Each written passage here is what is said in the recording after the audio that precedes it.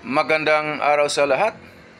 The YouTube channel of the Fraternal Order of Eagles, Limbas Law Corner is back to once again render public service in the field of law for our countrymen, or itong aming pagbabahagi ng kaalaman sa larangan ng batas para sa sambayanang Pilipino, brought to you by the Limbas Marangal Eagles Club of the Eastern Rizal Region 2 sa pamamagitan ng inyong lingkod na isa namang abogado at isang propesor sa maraming law school sa ating bansa. Marami na nating naririnig o nababasa yung mga announcement ng mga ahensya ng gobyerno, particularly itong Land Transportation Office at syempre yung LTFRB na ipinagbawal ang mga taxi cab drivers na makipagkontrata sa mga pasahero kung magkano ang bayad, dapat metro.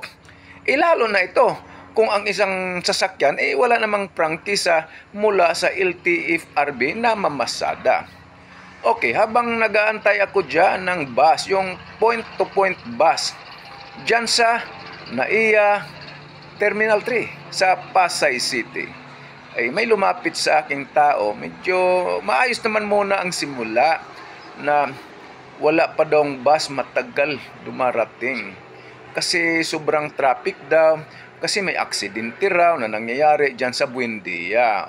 Okay. At ngayon nagsuggest na yung sasakyan na lang nila. Nung siguro kakilala niya, na doon na lang daw. Sabi ko, hindi. Wala. Mahirap lang ako. Magtiis akong mag-antay ng bus kahit matagal para man makatipid sa pamasada.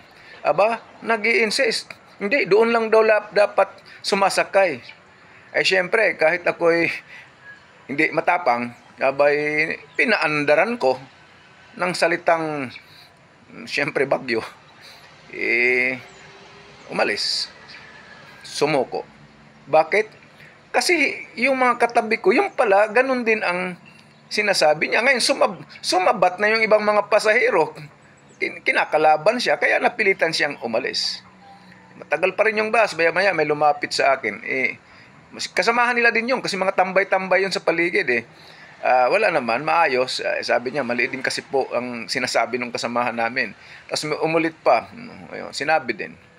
Okay, anong ibig sabihin?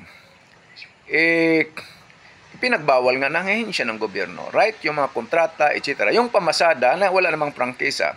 Pero ang punto ay ang mga otoridad ng NAIA Terminal 3, hindi nyo ba napapansin yung mga taong dyan na nakapaligid tambay-tambay, hindi naman mga pasahero, yung nag-aantay ng mga pasahero, mabubulan nila na matagal yung bus kasi matraffic, may aksidente, etc.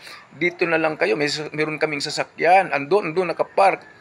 Hindi ba magawa ng pamaraan yan, mga otoridad ng gobyerno, yung mga taong yan nagsasamantala ng mga pasahero na galing sa iba-ibang panig ng bansa na ang akala nila ay mga tangingot lamang na kaya nilang lokohin. Mga kababayan, sana nakatulong na naman itong aming club, the Limbas Marangal Eagles Club of the Eastern Rizal Region 2 at magandang araw at sa lahat at magandang umaga nga pala. Umaga pa ngayon sa lahat. Maraming salamat.